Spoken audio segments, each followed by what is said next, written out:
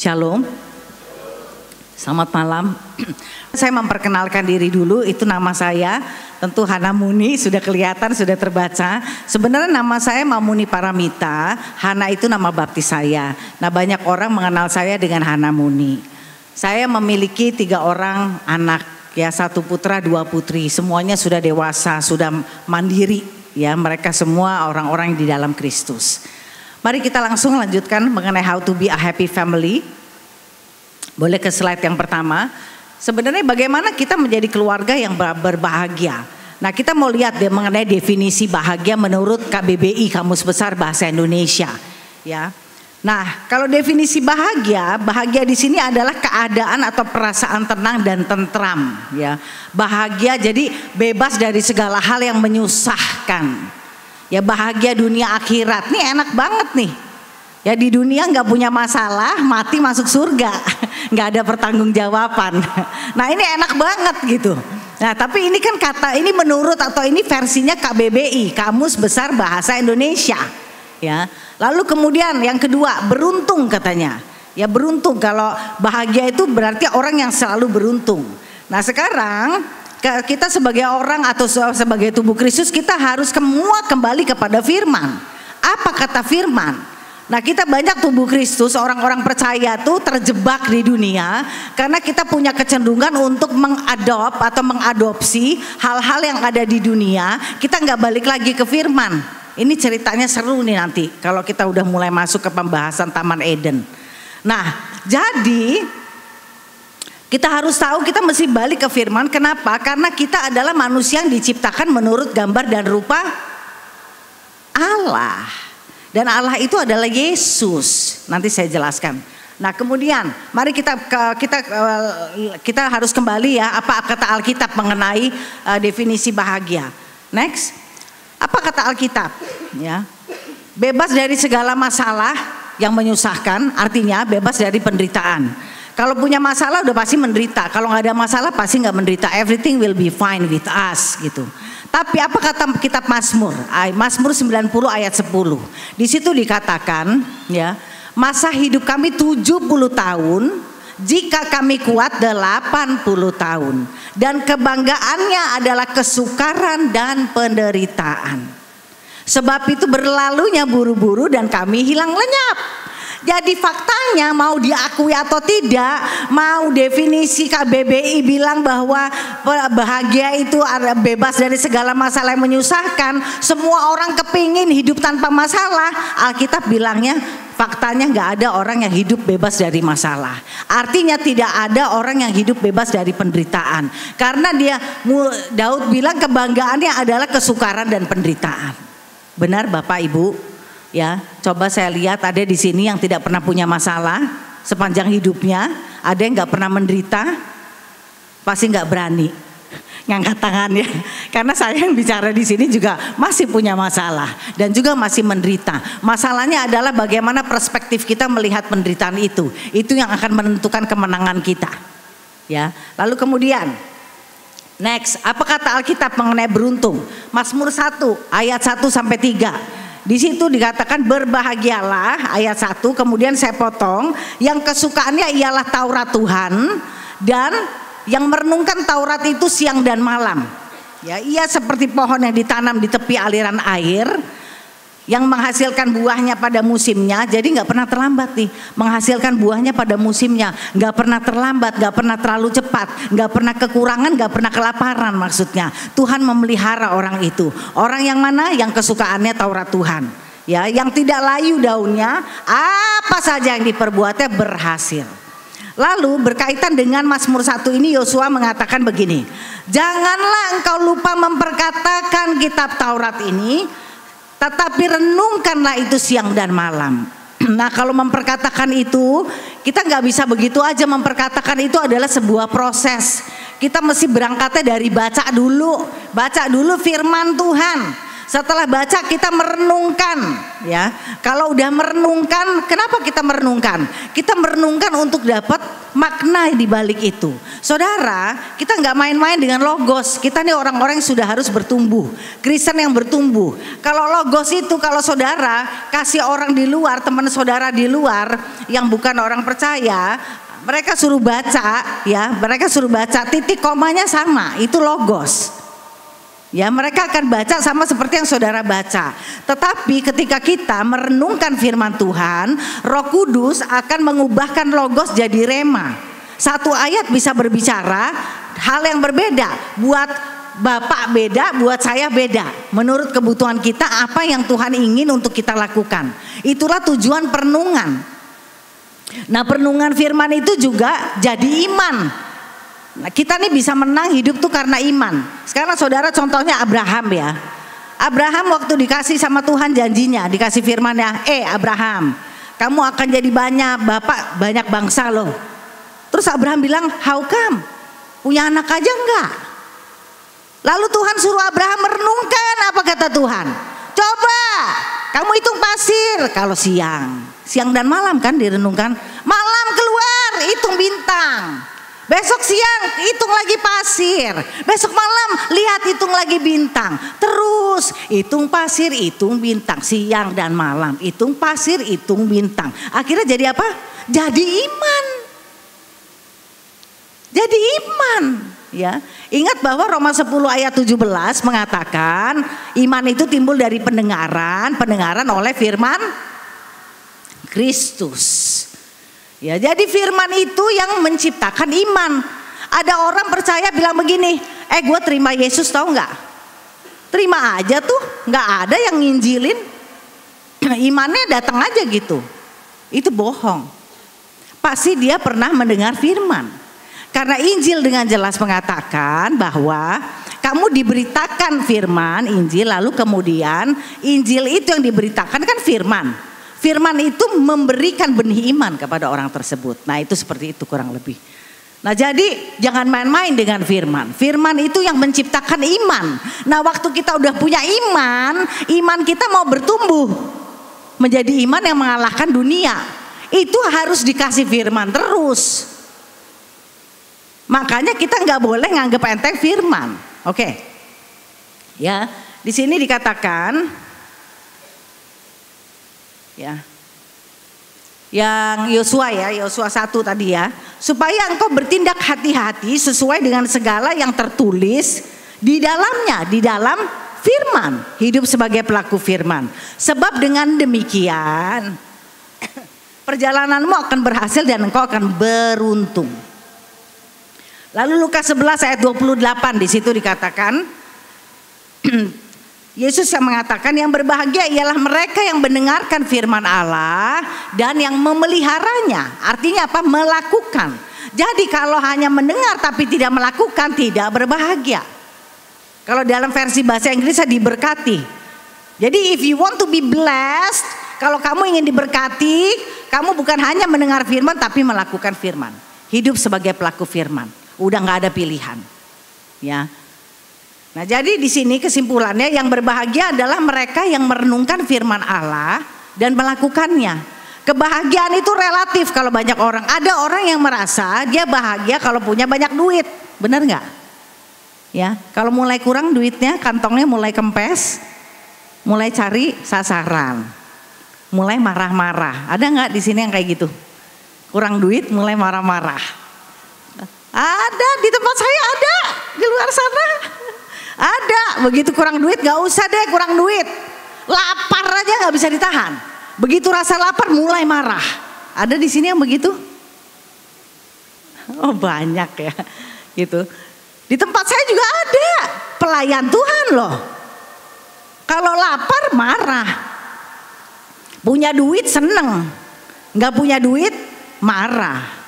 Ya. Itu namanya kebahagiaan yang palsu. Kalau kebahagiaan yang sejati nggak begitu. Ya, kalau Tuhan itu kebahagiaan yang sejati makanya harus datangnya dari dalam, dari Roh Allah, bukan dari faktor luar. Punya duit, gua senang happy. Kalau nggak punya duit, ai marah, bukan. Kalau dari Roh Tuhan, I will be happy in all circumstances. Saya bakal bahagia terus dalam segala keadaan. Punya duit nggak punya duit, itu satu hal yang dikondisikan oleh Allah sendiri. Ya, jadi kita mesti bisa membedakan nih mana yang palsu, mana yang asli. Ya, seperti sukacita, damai, sejahtera. Saya rasa damai loh kalau anak-anak saya hidup nurut sama saya. Tapi kalau mereka mulai jadi pemberontak, saya mulai marah, hilang damai. Itu damai sejahtera yang palsu, bukan dari Kristus. Walaupun anak saya hidupnya dalam pemberontakan, saya tetap damai sejahtera. Itu damai sejahtera yang dari Kristus. Walaupun saya nggak punya uang hari ini, saya tetap damai sejahtera. Kenapa? Karena saya percaya Allah saya mau melihara saya. Nah, waktu Bapak Ibu percaya bahwa Allahnya Bapak Ibu memelihara, Allah bekerja. Tadi kan bilangan 14 ayat 28 bilang apa? Apa yang kamu perkatakan tentang aku, itu yang kulakukan kepadamu. Jadi ketika kita mengatakan, seringkali kita ada di ujian, kita masuk dalam ujian iman. Ya, jangan sebentar, jangan suka bersungut-sungut. Begitu kita merasa bahwa Tuhan nih saya lagi kurang duit nih, sementara kebutuhan banyak. Jangan marah-marah. Datang, saya percaya bahwa Engkau Allah memenuhi kebutuhan saya. Engkau memelihara saya. Dia akan melakukan itu bagimu. Ya, next. Oke, rencana Allah menciptakan kita. Ya, saya akan pergi menceritakan kepada Bapak Ibu ini urutan ya dari kekal sampai kepada kekal. Waktu Allah menciptakan lagi berunding, ya lagi berunding nih Allah Tritunggal itu di dalam kekekalan. Ya, bumi belum ada waktu itu ya. Adamnya manusia belum diciptakan maksud saya. Nah, kemudian nih sampai kekal nanti kita hidup menghabiskan kekekalan. Saya akan menceritakan secara singkat karena di situ ada rema-rema ya. Ada hal-hal yang kita perlu tangkap supaya kita lebih memahami. Jadi kita hidup nih mesti ngapain gitu. Nah, Kejadian 1 ayat 26 dan 27. Berfirmanlah Allah, baiklah kita menjadikan manusia menurut gambar dan rupa kita. Kita ini bentuknya majemuk. Ya, berbicara tentang Allah Bapa, Allah Anak dan Allah Roh Kudus, ya. Supaya mereka apa? Di situ ditulis berkuasa atas ikan-ikan di laut, atas burung-burung di udara, atas ternak, atas seluruh bumi dan atas segala binatang yang melata yang merayap di bumi. Ini mewakili setan nih. Ya, binatang yang melata merayap di bumi, ular dan kalajengking aku telah memberikan kepadamu kuasa untuk menginjak-injak ular dan kalajengking. Ya. Nah, kita senang banget kalau ketemu kata berkuasa. Waduh, saya orang yang berkuasa. Artinya apa? Berkemenangan. Saudara, kalau saudara diberikan menerima kuasa Allah, berarti saudara adalah orang-orang yang ditetapkan untuk menjadi pemenang. Amin. Tapi faktanya masih sering kalah nggak? Masih sering kalah. Kenapa? Karena kita main comot, makanya jangan suka main comot. Dicomotlah kata berkuasa. Betul, Yohanes 1 ayat 12 itu bicara kamu diberikan kuasa untuk menjadi anak-anak Allah. Tapi ingat, jangan main kita comot kata berkuasa, kita lupa di atasnya. Di situ dikatakan kalau kamu segambar dan serupa dengan Allah. Jadi artinya kalau nggak segambar dan serupa dengan Allah, berkuasa nggak? Nggak berkuasa, makanya kalah melulu. Ya, imannya kedodoran terus. Ya, ngadepin apa-apa nggak bisa menang. Pernikahan cekcok melulu. Ya, istri nggak tahu tunduk kepada suami. Ya, terus si bapak ketawa. Ya, punya pengalaman ya Pak. Suaminya nggak mengasihi istri, wah suami tuh nunjuk istrinya. Ya. Bapak jangan senang dulu, semuanya harus dimulai dari bapak dulu. Bapak tuh harus mengasihi istrinya, memandikan istrinya dengan firman. Artinya apa? Mendidik istrinya dengan firman. Ya. Nah, kalau bapak nggak melakukan bagian bapak, jangan heran kalau istrinya pengennya nanduk bapak terus. Ya, bapak duluan yang harus mengambil posisi. Ya, sebagai kepala keluarga, bapak-bapak di sini itu sama seperti Kristus. Ya, Kristus itu memandikan jemaatnya dengan firman. Nah, bapak-bapak di sini harus melakukan hal yang sama. Baru nanti kelihatan bagaimana Roh Allah bekerja mengubahkan istrimu, Pak. Ya.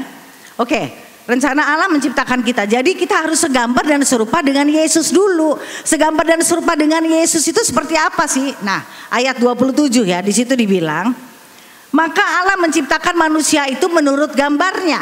Ya, menurut gambar Allah diciptakannya dia, laki-laki dan perempuan diciptakannya mereka. Diciptakan menurut gambarnya. Tadi kan bentuknya jamak. Ya, kita Allah Bapa, Allah Anak, Allah Roh Kudus. Di ayat 27 maka manusia diciptakan menurut gambarnya. Nya ini bentuknya tunggal. Siapa? Yesus.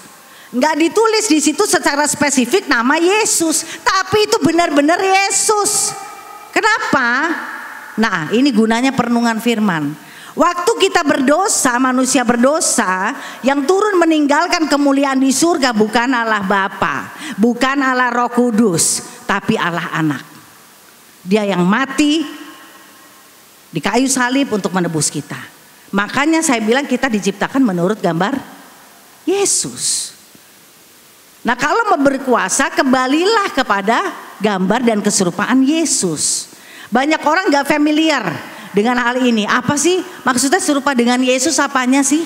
Kalau kita lihat Galatia 5 ayat 22 dan 23, di situ ada 9 buah Roh Kudus, R-nya besar. Suka kasih, sukacita, damai sejahtera, kemudian kesabaran, kebaikan, kemurahan, kesetiaan, kelemah lembutan, penguasaan diri. Itu karakter Yesus. Kita diciptakan menurut gambar Yesus, artinya kita diciptakan seperti itu. Kasih kita bukan kasih manusia bersyarat. Kasih kita adalah kasih yang tidak bersyarat.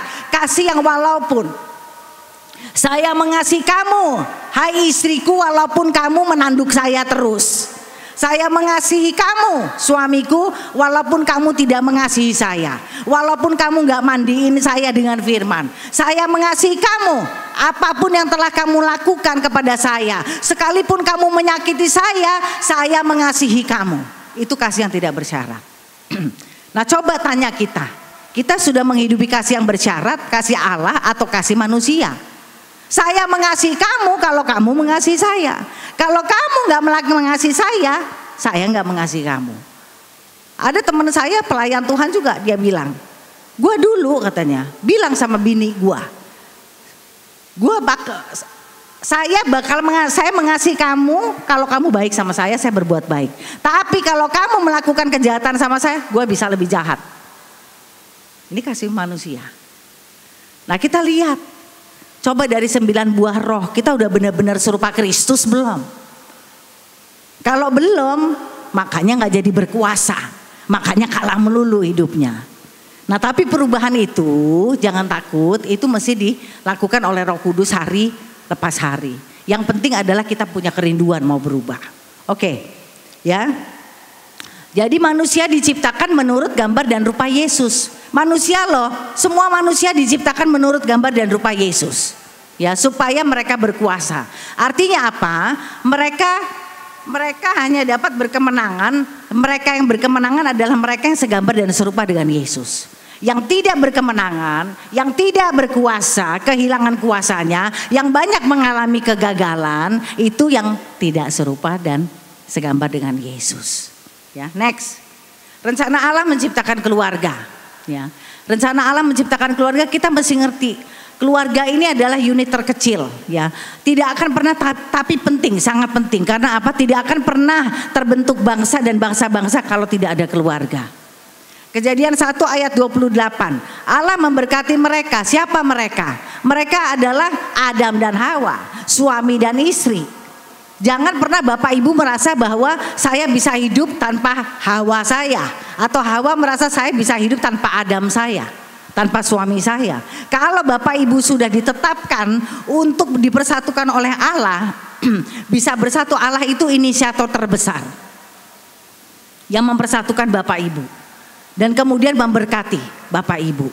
Bapak Ibu mesti berjuang dengan pertolongan Roh Kudus untuk hidup di dalam kesepakatan, kesehatian. Karena apa? Matius 12 ayat 25 berkata, gak ada satupun yang dapat bertahan kalau hidupnya gak bersatu.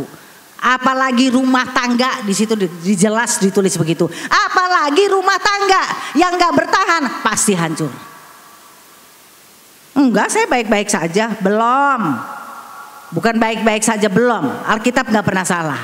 Jadi Bapak Ibu mesti memperjuangkan kesatuan, kesehatian, kesepikiran, bersepakat satu dengan yang lain. Lalu suami istri bersepakat dengan Allah.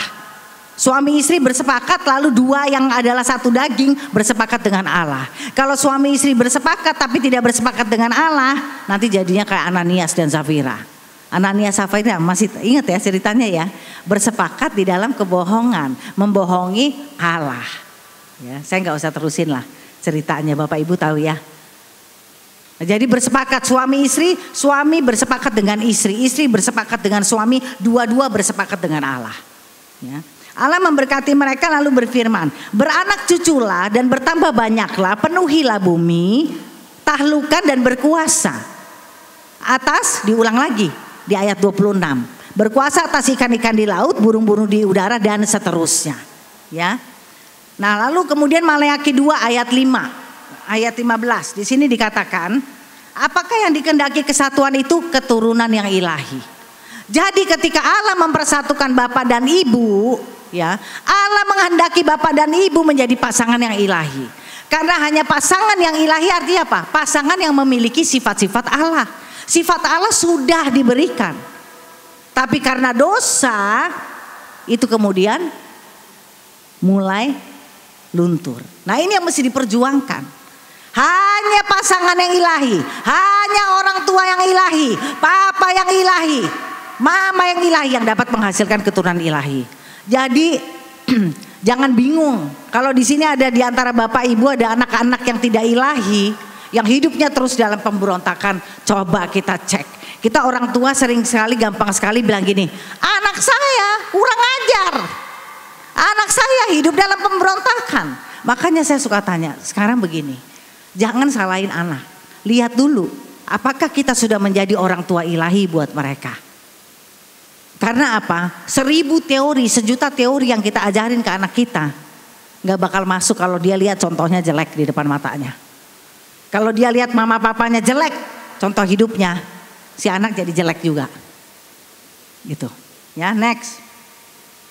Ya, jadi unit terkecil dari kerajaan Allah adalah keluarga, dan keluarga selalu dimulai dari suami istri. Ya, suami istri yang ilahi memiliki kuasa untuk menjadikan keturunan ilahi.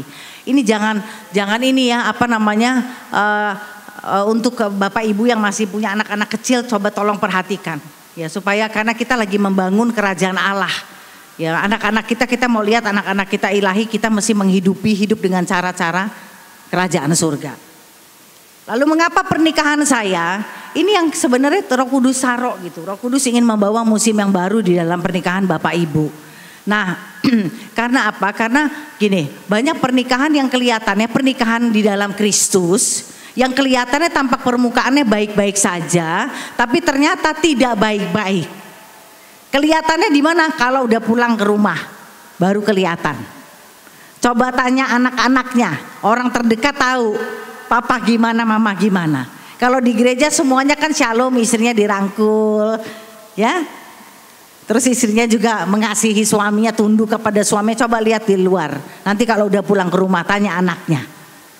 Nah ini yang Roh Kudus sampaikan, bahwa Roh Kudus ingin melihat pernikahan di sini hidup di dalam pemulihan. Ya, rencana Allah menciptakan keluarga. Mengapa pernikahan saya penuh dengan masalah? Roma 3 ayat 23. Karena semua orang, jadi bukan hanya 1-2 orang, semua orang telah berbuat dosa dan telah kehilangan kemuliaan Allah. Kehilangan kemuliaan Allah itu artinya kehilangan kesegambaran dan keserupaan dengan Allah, dengan Kristus.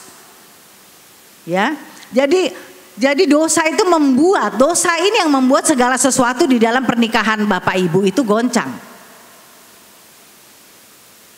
Nah saya akan mulai dengan next berikutnya, awal dosa masuk. Ini manusia pertama. Waktu itu saya cerita tentang Adam dan Hawa. Kejadian 2 ayat 9. Tuhan menumbuhkan berbagai macam pohon dari bumi, yang menarik dan yang baik untuk dimakan buahnya, dan pohon kehidupan di tengah-tengah taman itu. Lalu ada juga pohon tentang pengetahuan yang baik dan yang jahat. Yang disebut cuma 2 pohon loh. Padahal Tuhan menciptakan berbagai macam pohon. Benar? Firman Tuhan bilangnya begitu. Tapi Tuhan tidak menyebutkan secara spesifik masing-masing nama pohonnya. Yang disebutkan hanya 2. Satu pohon kehidupan, yang kedua pohon pengetahuan yang baik dan yang jahat, tentang yang baik dan yang jahat. Kenapa? Karena ini menyangkut, ini punya sejarah, ini akan memberi sejarah, catatan sejarah besar dalam kehidupan manusia. Menyangkut 2 prinsip kehidupan yang manusia harus hidupi, yang harus dipilih. Ya. Lalu Kejadian 2 ayat 16 dan 17. Di situ Tuhan bilang, kamu boleh ya makan semuanya yang ada di taman ini, semuanya boleh dimakan dengan bebas. Tapi ingat ya, kamu jangan makan buah dari pohon pengetahuan yang baik dan yang jahat. Sebab pada waktu kamu memakannya, kamu akan mati. Lalu apa yang terjadi? Kejadian 3 ayat 6. Hawa melihat ya, bahwa buah pohon itu baik untuk dimakan. Ini keinginan daging. Ini ada 3 akar dosa nih. Kalau 1 Yohanes 2 ayat 16, kalau Bapak Ibu baca di situ ya.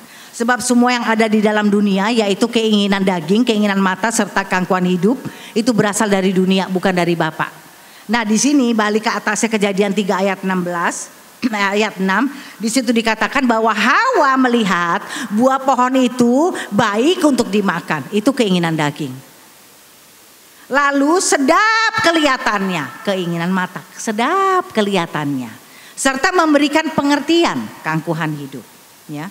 Lalu Hawa mengambil pohon itu, buah dari pohon itu, dia makan. Lalu dia kasih suaminya makan. Apa yang terjadi? Telah terjadi pelanggaran dosa. Apa dosa? Dosa adalah pelanggaran terhadap hukum Allah. Nah, hari itu mereka berdua telah melakukan dosa. Ya. Mereka mati. Mati secara apa? Secara fisik? Enggak. Mati secara roh. Yohanes 4 ayat 24. Allah itu adalah roh. Barang siapa ingin menyembahnya harus menyembahnya dalam roh dan kebenaran. Mereka mati secara roh. Artinya apa? Kehilangan, putus hubungan dengan Allah. Makanya Yesaya 59 ayat 1 dan 2. Di situ dikatakan ya. Bahwa sesungguhnya tangan Tuhan tidak kurang panjang untuk menyelamatkan, dan telinga Tuhan tidak kurang tajam untuk mendengar. Tetapi yang menjadi pemisah antara kamu dengan Allahmu adalah kejahatanmu. Dan yang membuat dia menyembunyikan dirinya terhadapmu sehingga ia tidak mendengarmu adalah dosamu. Jadi dosa yang membuat kita terputus dengan Allah. Ya. Jadi upah dosa adalah maut. Roma 6 ayat 23. Kalau kita menyentuh dosa, jangan main-main sama dosa. Kita menyentuh dosa berarti kita menyentuh maut. Ketika kita melakukan dosa, kita membuka pintu gerbang maut. Nah, karena upah dosa adalah maut. Ya. Lalu next ya. Kejadian 3 ayat 22. Di situ dikatakan, sesungguhnya manusia telah menjadi seperti salah satu dari kita. Dia tahu apa yang baik dan yang jahat. Maka sekarang jangan biarkan mereka sampai mengulurkan tangannya, mengambil buah dari pohon kehidupan sehingga mereka dapat hidup untuk selama-lamanya. Nah, sekarang Bapak Ibu nangkep ya di sini ya. Pohon kehidupan itu kita nggak pernah tahu umurnya Adam dan Hawa itu udah berapa lama. Pada waktu di Taman Eden. Ada kok tertulis di Alkitab 937 tahun Adam meninggal. Itu dihitung waktu Adam udah jatuh dalam dosa Bapak Ibu. Sebelum Adam jatuh dalam dosa di Alkitab gak pernah menuliskan berapa lama Adam dan Hawa sudah hidup di Taman Eden. Karena setiap hari mereka makan buah dari pohon kehidupan. Memberikan kehidupan selama-lamanya. Jadi gak mati-mati. Nah, ketika mereka diusir ya. Next ya, Kejadian 3 ayat 23, lalu Tuhan Allah mengusir mereka dari Taman Eden. Gak kurang-kurang ya, di ayat 24-nya menempatkan kerup. Beberapa kerup dengan pedang yang bernyala-nyala dan menyambar-nyambar, menutup akses supaya mereka gak dapat masuk Taman Eden. Kenapa? Ya. Ada apa dengan pohon kehidupan? Ada apa dengan pohon pengetahuan yang baik dan yang jahat? Tuhan itu gini, kalau kita lihat dari perspektif, nah ini kebiasaan kita melihat segala sesuatu dari perspektif kita sebagai manusia. Nah next, perspektif manusia dengan perspektif Allah. Perspektif manusia kita bilangnya gini, Allah tuh kejam ya. Cuman satu gigitan loh, please deh. Kok udah membuat Adam dan Hawa dibuang, diusir, dihalau. Cuman satu gigitan. Allah itu tidak maha pengampun. Allah adalah kasih, cuman slogan doang. Tapi sebenarnya nggak begitu. Karena kita menilai menurut ukuran manusia. Kita nggak ngerti maksud terdalamnya Allah. Tapi kalau versi Allah tuh nanti Bapak Ibu bisa baca ya di 1 Korintus 2 ya. Di 1 Korintus 2 ayatnya di situ. Ayat 14 dan 15, kita manusia duniawi, kita manusia hidup di dunia, makanya jangan hidup secara duniawi. Kalau kita hidup secara duniawi, kita nggak bisa menilai hal-hal yang bersifat rohani. Next, perspektif Allah. Allah adalah kasih, aku adalah kasih. Aku melakukan yang terbaik untuk kamu, ya, manusia ciptaannya. Kenapa? Dilihat dari mana kok terbaik? Yang jelas yang saya tahu Adam dan Hawa terusir. Bapak Ibu, kalau Adam dan Hawa nggak diusir, mereka sudah jatuh dalam dosa.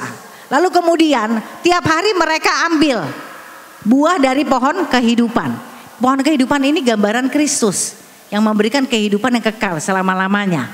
Mereka ambil dari pohon kehidupan dalam kondisi mereka berdosa. Dosa mereka kekal, nggak bisa ditebus oleh Yesus Kristus. Makanya mereka harus diusir. Ketika mereka sudah mengambil buah dari pohon pengetahuan yang baik dan yang jahat, mereka harus diusir. Supaya apa? Nah di situ mulai umur itu dihitung. Supaya dosa mereka nggak kekal, sehingga Yesus bisa mati menebus mereka. Nangkep ya Bapak Ibu sampai di sini ya? Ya. Nah ini kenapa pohon kehidupan? Kenapa ada apa dengan pohon pengetahuan yang baik dan yang jahat? Adam dan Hawa dulu tuh begini. Ini sebenarnya dua prinsip kehidupan yang harus kita pilih. Kita mau hidup menurut prinsip pohon kehidupan atau hidup menurut prinsip pengetahuan yang baik dan yang jahat. Adam dan Hawa dilatih sama Tuhan untuk hidup dari pohon kehidupan. Apa-apa tanya Tuhan. Apa-apa balik kepada firman. Tanya benar yang benar, yang mana yang salah. Yang mana yang baik, yang jahat, yang mana? Tanya ke Tuhan. Lah kan belum makan buah pohon pengetahuan yang baik dan yang jahat. Jadi belum punya pengetahuan tentang hal itu. Makanya harus datang ke Tuhan. Mesti tanya, yang mana nih boleh nggak saya lakukan? Itu boleh atau enggak? Tapi ketika mereka melakukannya, mereka berdosa. Dan kita semua keturunannya beribu-ribu tahun sudah sama-sama makan buah pohon pengetahuan yang baik dan yang jahat. Buktinya apa? Bapak Ibu coba aja lihat. Kalau Bapak Ibu konflik sama pasangannya, ya, atau ribut sama anak-anaknya, semuanya bicara tentang baik dan jahat. Kamu jahat, saya baik, atau saya baik, kamu jahat. Ini kalau udah berhadapan, pasti kalau tentang saya, udah ego bicara. Saya selalu yang paling benar. Bapak Ibu pergi aja ke pengadilan. Itu di pengadilan semuanya bicara baik dan jahat. Semua manusia di dunia ini bicara baik dan jahat. Anak-anak Bapak Ibu coba lihat. Semua bicara baik dan jahat. Kita sudah kehilangan kemampuan, kesanggupan, pengertian. Kalau apa-apa datang balik ke firman. Coba kalau Bapak Ibu ada masalah. Sangat reaktif kan? Bukan datang ke Tuhan dulu tanya. Yang mana yang boleh dilakukan? Yang mana dari kacamata pandang Allah seperti apa? Enggak, kita nggak pernah tanya. Kita bertindak dulu. Semuanya berdasarkan baik dan jahat. Nah itu seperti itu. Ya, next. Nah sekarang bagaimana menjadi pasangan yang ilahi? Ya pasangan ilahi, ingat hanya pasangan ilahi yang dapat menghasilkan keturunan ilahi. Berhenti menilai pasanganmu menurut ukuran manusia. Ya. 2 Korintus 5 ayat 16 sampai 17. Di situ dikatakan, sebab itu kami tidak lagi, ini Rasul Paulus nih yang ngomong. Sebab itu kami tidak lagi menilai seorang juga pun menurut ukuran manusia. Dan jika kami pernah menilai Kristus menurut ukuran manusia, sekarang kami tidak lagi melakukannya demikian, tidak lagi menilainya demikian. Rasul Paulus menilai Kristus menurut ukuran manusia, makanya dia menolak Kristus. Tapi dia bertobat terus. Orang Yahudi gagal mengenali Yesus sebagai Mesias.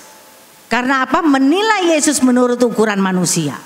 Dalam Matius 13 ayat 53 sampai 58. Di situ diceritakan, Yesus itu datang ke Nazaret, tempat asalnya. Lalu dia mulai masuk ke rumah ibadat. Dia mulai mengajar di situ. Wah, orang keheran-heran.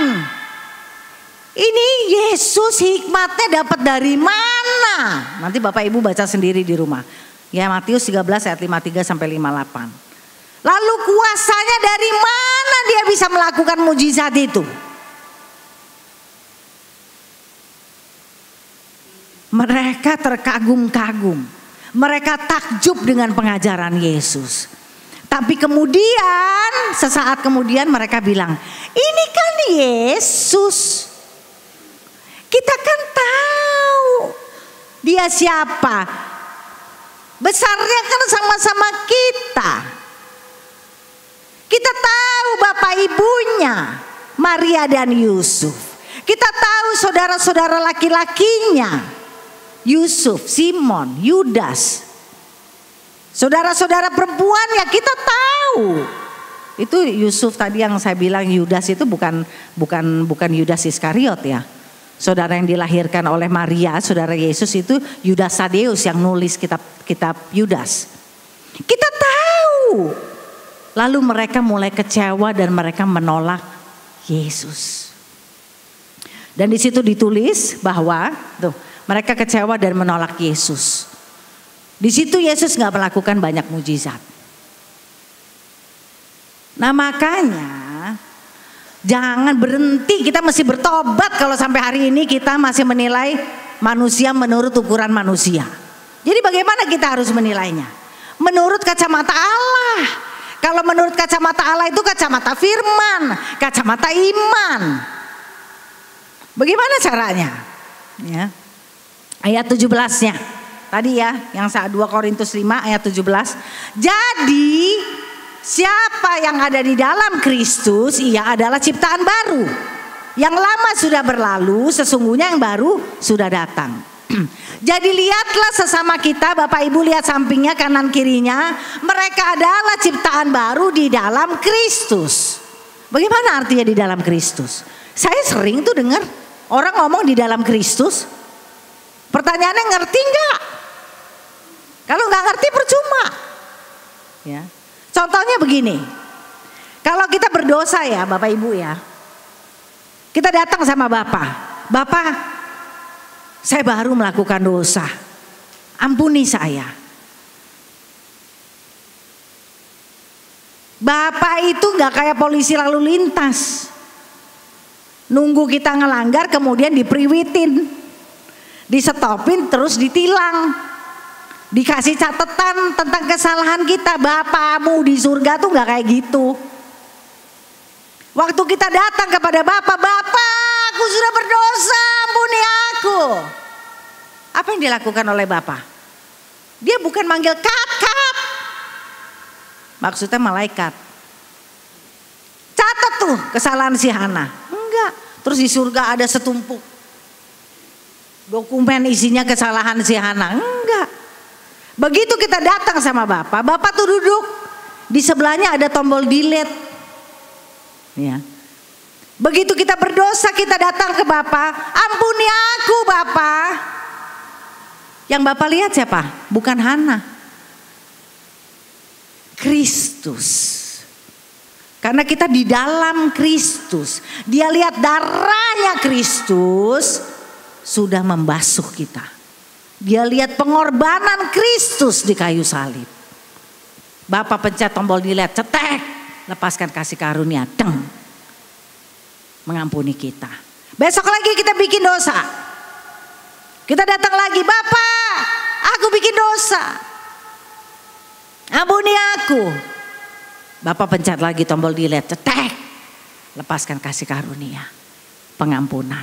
Nah itu yang Bapak ingin kita lakukan juga kepada pasangan kita, anak-anak kita, teman pelayanan kita, saudara-saudara kita semua yang ada di sini. Lihat mereka di dalam Kristus. Jadi ketika mereka melakukan kesalahan, lihat mereka di dalam Kristus. Bahwa Kristus sudah mati buat saudaramu, Kristus sudah mati buat suamimu, Kristus sudah mati buat istrimu, Kristus sudah mati buat anak-anakmu. Ampuni, lepaskan kasih karunia, ampuni. Nah itu sama, seperti itu. Ya. Baru gereja Tuhan tenang, nggak ribut. Ya banyak gereja Tuhan yang ribut ya. Di sini masih suka ribut. Ketawa tuh Pak Hermawan. Jangan ribut-ribut.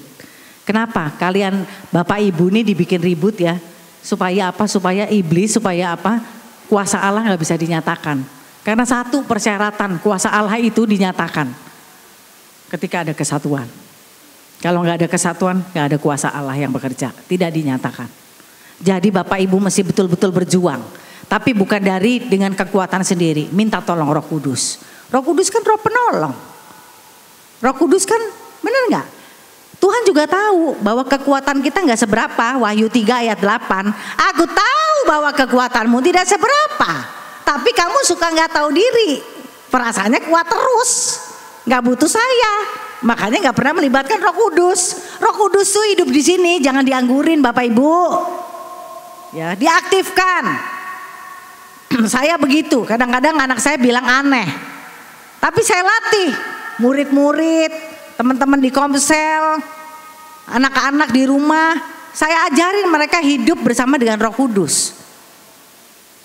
Dari hal kecil sampai hal besar. Jangan pikir kita datang sama Tuhan kalau hal-hal besar aja.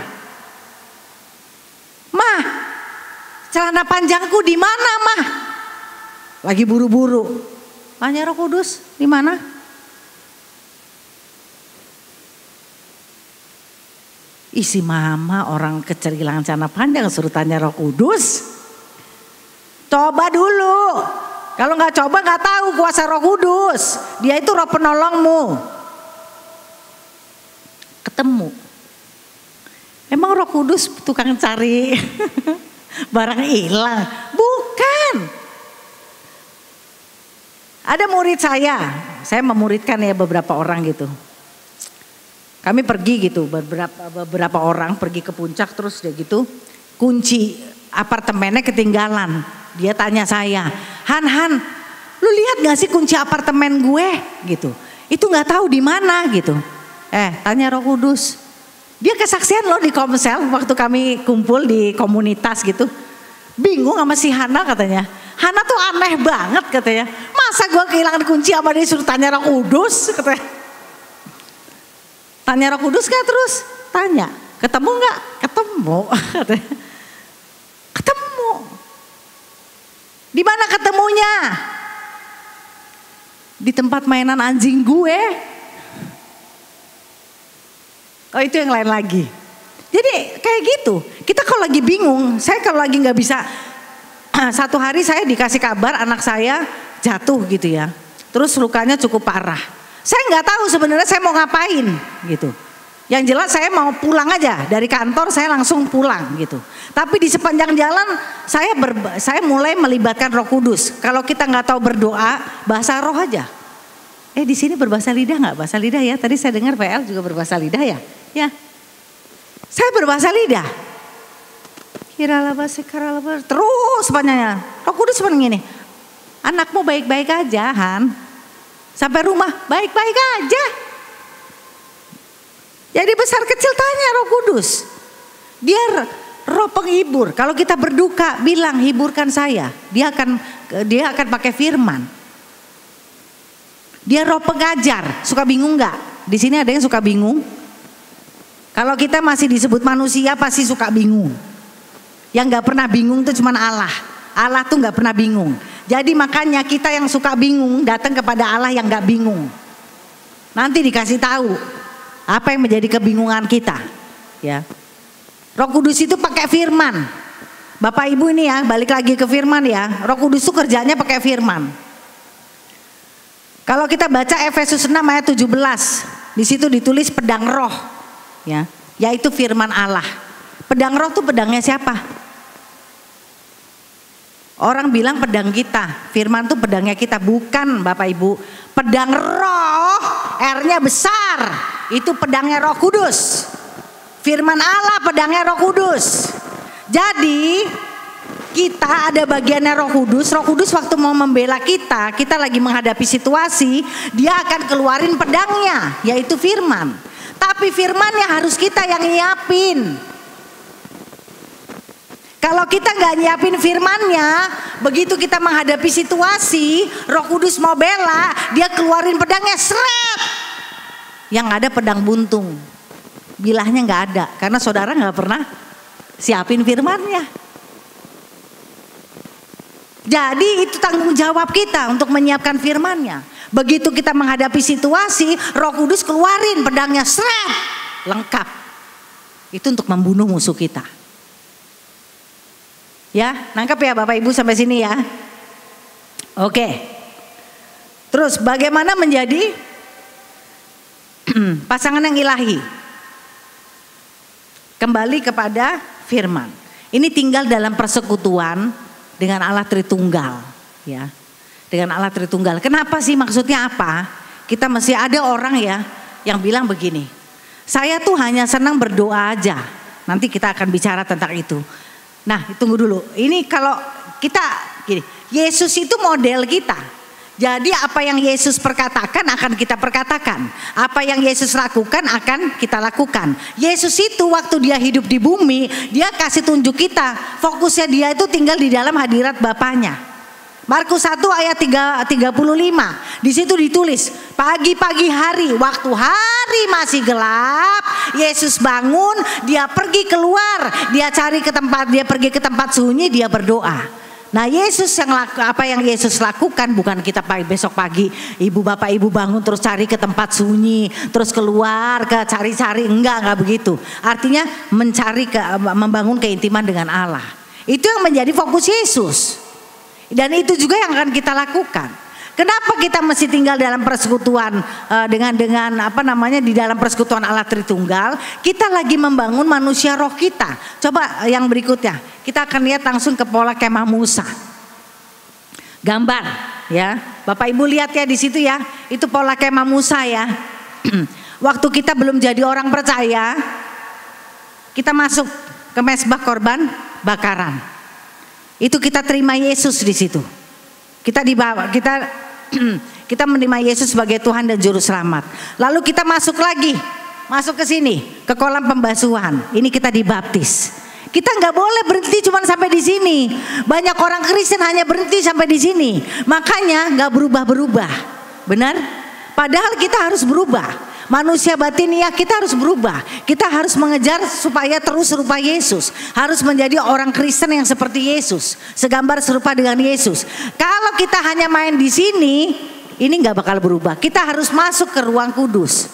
Ruang kudus ini, ya, kalau Bapak Ibu lihat, kalau ruang Maha Kudus nanti di dalam kekekalan, nggak sekarang, ya. Kita lihat di ruang kudus ada 3 perabot. Ini mezbah dupa. Mezbah dupa ini mewakili persekutuan dengan Allah Bapa. Itu doa, pujian dan penyembahan. Lalu kita lihat di atas meja roti sajian. Itu di atasnya ada 12 ketul roti. Roti kalau Matius 4 ayat 4 bilang apa? Itu firman Allah. Manusia tidak hidup dari roti saja, tetapi hidup dari setiap firman yang keluar dari mulut Allah. Itu pengajaran rasul-rasul juga di situ dan para nabi. Lalu kemudian perabot yang ketiga, ini adalah kaki Dian. Kaki Dian bicara tentang persekutuan dengan Roh Kudus. Roh Kudus yang kasih kita pengurapan.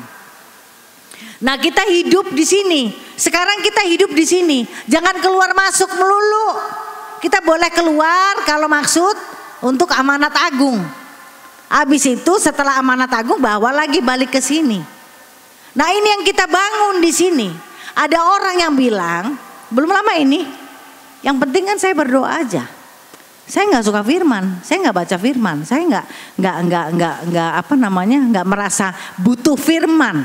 Yang penting saya berdoa. Saya bilang, kamu memisahkan antara persekutuan dengan Bapa, kamu pisahkan dengan persekutuan dengan firman dan dengan Roh Kudus. Itu nggak benar begitu. Sekarang kita mesti sama-sama memahami dulu, ya. Memahami artinya apa? Memahami kalau kita berdoa itu sifatnya harus dua arah. Itulah dialog. Bapa berbicara kepada kita, waktu Bapa berbicara kepada kita, dia berbicara tentang apa? Firman. Bapa melepaskan firman, firmannya adalah Yesus. Ini perabot yang kedua. Lalu firman ini seperti yang tadi saya katakan, ini semua yang tertulis adalah logos. Logos ini harus diubahkan jadi rema. Ya, rema ini yang mengubahkan yang mengubah logos jadi rema itu Roh Kudus. Contohnya misalnya kayak tadi ya saya bilang ya, Bapak Ibu tahu nggak? Pedang roh itu pedangnya siapa? Pedangnya Roh Kudus. Ya bukan pedang kita. Tapi kita harus siapin firmannya supaya ketika terjadi situasi Roh Kudus keluarin pedangnya untuk ngebela kita. Kalau kita nggak suka baca firman, pedangnya pedang buntung. Tapi kalau kita suka baca firman, pedangnya tajam. Siap untuk membunuh musuh kita. Nah itu rema. Ya. Nah jadi kalau kita hidup di ruang kudus ini satu kesatuan. Bapak Ibu gak bisa pisahkan. Ya sekarang udah bisa lihat ya. Hubungan satu dengan yang lain. Allah Tritunggal tuh gak bisa dipisahkan. Itu satu. Pekerjaannya juga begitu, saling terkait satu dengan yang lain. Nah sekarang saya kasih tahu next. Ya. Ini ayat yang terakhir. Ya, kenapa kita mesti ada di ruang kudus ya? Di ruang kudus itu kita membangun manusia roh kita. Allah itu kan roh. Kita nih manusia roh. Roh kita dikuatin. Bapak Ibu hati-hati ya. Ini ada 3. Kita punya dalam tubuh kita sebagai manusia. Ini ada manusia roh, manusia jiwa, manusia tubuh. Kuncinya di manusia rohnya Bapak Ibu. Kalau manusia roh Bapak Ibu kuat, manusia jiwa Bapak Ibu akan mengalami perubahan. Manusia jiwa tuh bisa disebut juga manusia batiniah. Segala sesuatu yang gak kelihatan. Apa? Pikiran kita kelihatan gak? Enggak. Perasaan, kehendak, hati nurani, ya. Kemudian apa? Pikiran bawah sadar. Semua orang dilahirkan dengan hati nurani. Tapi orang percaya yang sudah punya Roh Kudus, hatinya nuraninya dimurnikan oleh Roh Kudus. Contohnya, ya. Kita tahu, orang percaya tahu bahwa kita hidup untuk melayani, bukan untuk dilayani. Tetapi kalau orang percaya yang sudah dimurnikan hatinya, yang belum dimurnikan hatinya oleh Roh Kudus, begitu diminta untuk pelayanan, kok gue lagi sih? Kenapa harus saya lagi? Kan banyak yang lain. Pernah nggak begitu Bapak Ibu? Pernah nggak gitu? Pernah nggak? Kok saya lagi sih? Mending ada persembahannya. Gratis lagi. Tapi kalau Roh Kudus sudah murnikan hati kita, kita akan memberi diri. Ketika kita lihat ada teman kita yang gak bisa melayani, kita bahkan akan menawarkan diri. Gue gantiin ya. Nah, gitu. Nah itu seperti itu. Ya. Lalu kemudian manusia tubuh kita akan mengekspresikan atau memanifestasikan perbuatan-perbuatan yang memuliakan Tuhan. Nah itu yang terjadi ketika kita ada di ruang kudus. Ini sebenarnya pengajaran sih gitu. Tapi ini sebenarnya penting supaya Bapak Ibu tahu gitu. Bahwa kita harus, itulah kehidupan kita di ruang kudus. Jadi jangan kemana-mana. Ya, jangan memisahkan antara doa dan siapa di sini yang masih nggak suka baca firman? Yang lebih senang berdoa deh daripada baca firman. Ada? Wah nggak ada, puji Tuhan. Saya senang, puji Tuhan. Tadi ngangkat tangan. Iya tuh, saya katanya. Itu otentik, jangan malu ya. Kita ini bukan lagi ujian. Yang kemudian kertasnya dikumpulin, diperiksa satu-satu. Saya ngajarin kalau saya lagi ngajar, saya suka bilang gini, kita harus hidup otentik gitu. Jangan malu gitu. Jangan malu, jadi apa adanya. Itulah tubuh Kristus. Ya, kita saling mengeluarkan balok dan selumbar. Itu blind spot kita. Ya, titik buta kita yang kita nggak tahu, ya, orang lain tahu, keluarin. Ya. Nah, next. Oke, yang berikutnya. Ini ayat yang terakhir, Ibrani 1 ayat 2 sampai 3a. Di situ dikatakan, maka pada zaman akhir ini Ia, itu Allah Bapa, telah berbicara kepada kita dengan perantaraan anaknya, itu Yesus, yang telah Ia tetapkan sebagai yang berhak menerima segala yang ada. Jadi Yesus ini berhak menerima segala yang ada. Artinya segala sesuatu semuanya berada di bawah dan di dalam kendali Yesus. Nah ini saya garis bawahi, Bapak Ibu tolong perhatikan karena ini penting banget untuk kelangsungan hubungan Bapak Ibu dengan firman. Ia, oleh Dia, Yesus, Allah telah menjadikan alam semesta. Jadi alam semesta juga diciptakan oleh Yesus. Ia, Yesus maksudnya, adalah cahaya kemuliaan Allah dan gambar wujud Allah dan menopang segala yang ada. Jadi Yesus menopang segala yang ada dengan apa? Dengan apa? Dengan firman-Nya yang penuh kekuasaan. Jadi semuanya yang ada tuh ditopang oleh firman. Bapak Ibu lihat planet, tahu kayaknya di ruang hampa nggak jatuh. Itu yang nopang firman. Kalau firman Tuhan dicabut, planet-planet pada jatuh Bapak Ibu. Kita lihat hidup kita ditopang oleh firman. Ditopang itu artinya apa? Disangga kalau kamus besar bahasa Indonesia. Disokong supaya punya kedudukan yang kokoh, stabil, gak bergoncang, gak goyah, gak jatuh, gak miring. Nah jadi tanya, hidup kita tuh kita punya banyak area dalam kehidupan kita. Kalau kita lagi bokeh terus, tapi ini bokeh bukan ujian iman juga. Bokeh tahu ya, nggak punya duit, susah duit mulu. Urusannya dari tahun ke tahun nggak pernah dapat terobosan, nggak pernah dapat financial freedom. Financial freedom tuh bukan berarti Bapak Ibu jadi orang kaya raya ya. Kalau nggak ditetapkan Tuhan jadi kaya raya, nggak usah ngejar-ngejar kaya raya, percuma, capek, nggak bakal kaya juga. Yang ada nanti apa? Malah berdosa, menghalalkan segala cara. Alkitab juga bilang jangan ada orang yang ingin menjadi kaya. Kaya itu udah ditetepin sama Tuhan, ya. Karena apa? Jangan enak-enak gini. Waduh, dia kaya nih, gue juga mau kayak dia. Nggak usah. Ya, kalau orang kaya itu udah Tuhan tetepin kepada orang kaya itu, Tuhan udah titipkan, Tuhan udah kasih tahu rencana Tuhan dengan uangnya si orang kaya itu mau diapain, ya. Jadi nggak usah kepengen kaya, ya. Saya pengen kaya nanti malah korupsi, ya. Jangan ya, gitu. Syukuri apa yang ada sama kita. Ingat Allah kita memelihara kita. Amin. Ya. Jadi aminnya benar loh nih ya. Ya jangan besok-besok orang kan banyak gitu terima berkat bukan yang ngucap syukur sedikit banget. Ya, sedikit banget katanya. Bapak Ibu, kalau bukan karena Tuhan tuh berkat yang sedikit yang Bapak Ibu bilang itu gak bakal sampai ke tangan kita. Jadi ngucap syukur ya. Sama berkatnya tuh ngucap syukur ya. Itu kunci pertambahan, kunci multiplikasi. Yesus ngucap syukur 5 roti 2 ikan. Multiplikasi kan 5.000 orang laki-laki makan, belum termasuk perempuan dan anak-anak. Ya, jadi belajar mengucap syukur itu adalah tindakan iman, ya, mengucap syukur. Nah, kita lihat lagi balik firman yang menopang segala yang ada. Kalau kita bokeh melulu, kurang duit, hidupnya susah banget, menderita banget, kayaknya Tuhan bohong kalau Tuhan bilang Dia memelihara, padahal Tuhan nggak bohong. Mana ada Allah kita tukang bohong? Yang bapak segala dusta itu iblis, itu setan. Tapi mari kita lihat hidup kita. Firman itu udah menopang belum di keuangan kita? Tanya. Waktu kita terima duit, ya, kita mengembalikan perpuluhan gak? Gue bayar perpuluhan, lo bayar. Saya gak pernah pakai kata bayar, mengembalikan. Karena 10% itu punya Tuhan. Kitab Maleakhi 3 malah bilang gini, kalau kamu gak ngasih perpuluhanmu, kamu tuh kayak maling gitu ya. Jadi saya gak pernah nunda kasih perpuluhan. Kalau saya terima berkat, saya gak gini, ini saya alokasikan buat ekspensi saya bulanan, ini untuk makan bulanan, ini untuk ini. Lah kok kurang ya?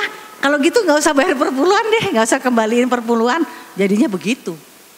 Saya baru ketemu kemarin pasangan suami istri. Kamu kalau perpuluhan kamu masih begitu terima duit, ucap syukur langsung kasih perpuluhan, bayarin dulu, kembalikan dulu perpuluhanmu. Kalau enggak kamu terhitung di hadapan Tuhan, kamu pelayan Tuhan tapi maling. Mau jadi maling. Jangan. Ya. Jadi harus membayar. Jadi dilatih, ini perlu dipraktekkan. Terima duit, Tuhan terima kasih berkatmu. Sedikit banyak ya, jangan bilang sedikit banget, jangan gitu ya. Tuhan terima kasih berkatmu, langsung perpuluhan. Ada orang bilang begini, kenapa harus pakai perpuluhan sekarang? Perjanjian baru gak ada perpuluhan. Perjanjian lama sudah digenapi dalam perjanjian baru. Ya udah gak apa-apa kalau gak mau mengembalikan perpuluhan, kasih aja seperti janda miskin dengan 2 peser. Semuanya dikasihin ke Tuhan. Mau gak? Dan yang 9 ayat 27, raja itu membuat berat hukum-hukumnya, artinya mengokohkan. Yesus itu kan mengokohkan, itu bicara tentang Yesus, mengokohkan. Kalau dulu kita berzina, ya kita tidur sama orang yang bukan pasangan kita berzina, ya. Tapi kalau sekarang kita ngelihat, kita mengingininya, udah berzina, itu dikokohkan, ya sama Tuhan. Kalau dulu mata ganti mata, gigi ganti gigi. Kalau sekarang kan enggak, tampar pipi kanan kasih pipi kiri. Nah itu dikokohkan oleh Yesus. Ya, lihat, nah kita bayar nggak, kembaliin nggak perpuluhan? Enggak, saya kembaliin kok perpuluhan. Nah kemudian lihat lagi, waktu kamu terima berkat, duitmu dibuat apa? Dibuat kehabisin dalam tempat-tempat yang gelap atau memuaskan hawa nafsu kedaginganmu? Bertobat. Supaya firman kembali menopang. Seperti itu. Rumah tangga saya ribut terus. Berarti firman kurang menopang di situ. Lihat. Suami udah memandikan istrinya belum dengan firman? Suami-suami ya. Ini terutama nih mulai dari pasangan-pasangan muda sampai pasangan tua harusnya sih udah nggak melakukan ini, tapi masih kalau belum memandikan istrinya dengan firman, cepat lakukan. Ketika kamu melakukan, Yesus melakukan bagiannya. Jangan bangun keburu-buru. Sorry ma, ada meeting di kantor. Tuhan lebih penting daripada meeting. Bangun lebih pagi. Saya kalau bangun jam 4 pagi saudara. Karena saya tahu agak siangan dikit anak saya udah yang kecil kan masih tinggal sama saya. Udah sibuk mau ngantor. Saya masih ngurusin dia. Sebentar siang ada banyak pelayanan. Jadi saya harus bangun lebih pagi. Karena itu saya tidur lebih cepat. Pagi-pagi udah ada doa korporat sama gereja. Yesus is always number one. Kasihlah Tuhan Allahmu dengan segenap hatimu, dengan segenap jiwamu, dengan segenap kekuatanmu. Jadi sebenarnya apa, itulah hukum yang terutama dan yang pertama. Jadi kalau kita bicara ada dosa yang terbesar, dosa apa? Dan dosa adalah pelanggaran terhadap hukum Allah. Dosa yang terbesar adalah dosa yang kalau tidak mengasihi Tuhan Allahmu. Karena itu hukum yang terutama dan pertama. Dan dosa adalah pelanggaran terhadap hukum Allah. Ya. Jadi lihat, balik lagi ke firman. Ya suami-suami nih, pasangan-pasangan muda, pagi-pagi bangun, jangan lebih menyukakan tidur, ya. Bangun, dudukin anaknya, istrinya, yuk kita bicara firman, gak usah lama-lama, sebentar aja, yang penting konsisten, kasih firman. Ya. Istri-istri juga gitu, tunduk suamimu dalam segala sesuatu. Efesus 5 ayat 24. Tapi suami saya nggak taat firman, kan udah diatur, makanya belajar firman. 1 Petrus 3 ayat 1. Kalau ada istri, kalau ada suamimu yang nggak taat kepada firman, tanduklah dia. Nggak begitu ditulisnya. Ya. Berdoalah buat suamimu, ingat loh kamu penolong sepadan. Dan jangan balas dia, di situ ditulis tetap menjalani kehidupan yang saleh. Jangan balas-balasan. Nanti ketika Bapak Ibu melakukan itu, firman mulai menopang kehidupan pernikahanmu dan kau akan melihat perubahan di dalamnya. Nah itu seperti itu. Anak-anak berontak, mulai balik. Ceritakan, udah belum menceritakan tentang Yesus. Waktu lagi makan, kamu tahu nggak? Jangan lupa berdoa tuh, yuk kita berdoa dulu. Dia ajarin dia ingat Tuhan. Ajarin dia menghormati Tuhan Allahnya. Ajari dia. Kalau dia nggak menghormati Tuhan Allahnya, nggak menghormati Yesus, dia juga nggak bakal menghormati Bapak Ibu. Jadi jangan heran, no wonder kalau anak-anakmu kurang ajar. Anak-anak saya udah tahu. Kalau saya punya waktu doa, saya punya waktu komsel, saya punya waktu doa. Kalau pagi nggak berani ganggu. Kalau saya udah pelayanan, hari Minggu mau khotbah misalnya ya, itu udah tahu anak-anak saya. Udah saya oyak-oyak, ingat ya, Mama besok hari Minggu khotbah. Pagi-pagi udah siap. Lagi komsel gak berani ganggu. Kalau dia tanya, pernah anak saya yang paling kecil kan paling dekat sama saya, kolokan banget. Mama lebih sayang aku apa sama aku apa Yesus? Ya lebih sayang sama Yesus dong. Terus dia marah. Kok Mama gitu sih, lebih sayang sama Yesus? Mama kasih tahu ya, kamu juga harus lebih sayang sama Yesus daripada sama Mama. Kamu gak boleh lebih sayang sama Mama daripada sayang sama Yesus. Ada firmannya. Jangan bangga-bangga, senang-senang kalau anak saudara lebih menyayangi saudara daripada Yesus. Salah tuh. Duduk ceritain, lagi duduk makan di meja makan ceritain Yesus. Lagi bermobil ceritain Yesus. Lagi ke mall ceritain Yesus. Lagi tidur-tiduran bareng ceritain Yesus. Masukin cerita tentang Yesus. Bawa pengalaman tentang Yesus dalam kehidupan anak-anak saudara. Nanti saudara begitu besar saudara lihat. Tuhan pakai mereka hebat. Amin. Nah seperti itu. Itu firman ya, yang menopang. Jadi jangan main-main sama firman. Jangan pandang sebelah mata firman. Hiduplah oleh firman. Kalau yang gak suka, gak cinta firman, minta. Tapi kesukaannya Taurat. Kesukaannya firman. Itu harus dijadikan kesukaan buat kita. Amin. Ya. Yuk kita berdoa.